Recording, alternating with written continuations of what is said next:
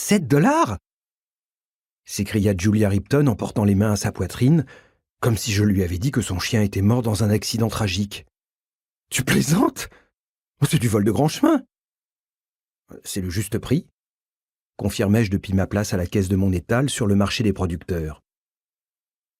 J'avais rejoint mes grands-parents dans l'exploitation de cet étal plus de 10 ans auparavant, en plus du restaurant familial qui existait depuis plus de 40 ans, et chaque semaine, Julia avait l'air toujours aussi choquée par nos prix.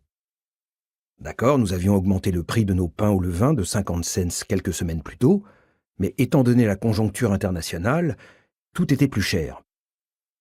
$7 pour un pain au levain artisanal au cheddar et au romarin semblait un prix plus que raisonnable. « Chez Patty, c'est $5, dit Julia en se frottant le menton. Et même les deux pour $9. Eh bien alors, allez l'acheter chez elle, répondis-je sèchement. Je n'avais pas envie d'entrer dans ce jeu de marchandage avec elle. On l'avait déjà fait la semaine précédente au sujet de l'augmentation de 50 centimes et la semaine d'avant. En plus, j'avais à peine dormi la nuit dernière, étant donné que j'étais resté sur l'eau plus longtemps que je n'aurais dû. Après une nuit passée à ne prendre presque rien, je n'étais pas d'humeur à supporter les jérémiades de Julia Ripton au sujet du prix du pain. Contrairement à mes grands-parents qui étaient experts dans l'art de la sociabilité, moi, je détestais les gens. Ils étaient trop sociaux à mon goût. Je préférais de beaucoup ma solitude, mais j'avais dû me rendre à l'évidence que rester assis dans un bateau 24 heures sur 24 ne payait pas les factures. Malheureusement, il fallait que je travaille. « Je n'aime pas ton attitude, Théo. Où est ta grand-mère ? Je suis sûre que Molly me ferait un prix, » déclara Julia. Elle n'avait pas tort en plus. Mamie avait tendance à gérer notre affaire exactement comme on s'imaginerait une petite boutique familiale dans une petite ville, comme si c'était une œuvre de bienfaisance. Pendant 2 semaines, alors que j'avais la grippe, Mamie avait tenu la boutique et le restaurant avec Papy. Sans qu'on sache comment, on s'était retrouvés avec un chiffre d'affaires négatif. Ils avaient carrément donné de l'argent à quelqu'un en ville qui leur avait raconté en pleurant qu'il ne pouvait pas payer sa facture d'électricité. Papy était même allé jusqu'à lui faire des courses pour 1 semaine. Le père et la mère Noël, je vous jure. « Julia, il y a la queue derrière vous. Soit vous achetez le pain, soit vous allez chez Patty, » dis-je en regardant la file qui se formait derrière elle.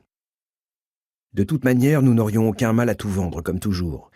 Et même si Julia faisait toute une histoire, elle finirait quand même par acheter ce fichu pain parce qu'on avait déjà goûté le pain au levain de Patty, elle et moi.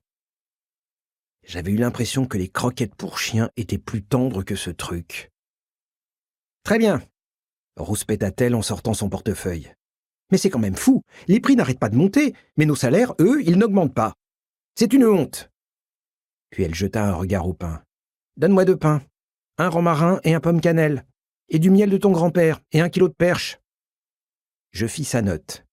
« $40. »« $40 ?» s'écria-t-elle l'air horrifié. « Tu plaisantes ? C'est du vol qualifié ?» Je soupirai. C'était reparti. « Bon, alors tu payes ou quoi ?» s'exclama Dale, qui se trouvait derrière elle dans la file. Il travaillait au garage, et c'était le pire bougon de la ville, après moi du moins.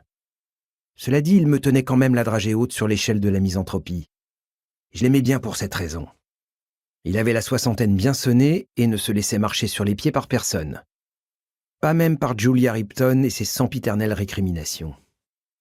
« On a autre chose à faire qu'écouter tes jérémiades à propos de la hausse des prix. Alors, soit tu dégages, soit tu payes ce fichu garçon. » Julia fit volte-face et regarda Dale en soufflant, l'air outragé.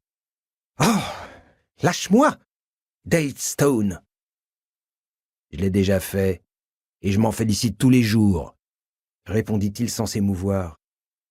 Je faillis sourire, mais cela n'en valait pas la peine. Rien de tel qu'un couple de divorcés qui font la queue ensemble. À contre-cœur, Julia me paya puis ramassa ses achats avant de s'éloigner en maugréant. « J'arrive pas à croire que j'ai été marié avec cette femme pendant 30 ans, » dit Dale en s'approchant de la table. « Je l'entends encore jacasser dans mes cauchemars. » Il hocha la tête. « Il te reste des perches et des crapets arlequins ? » ?»« Ouais. »« Donne-moi 3 livres de chaque, et de pain au levain. »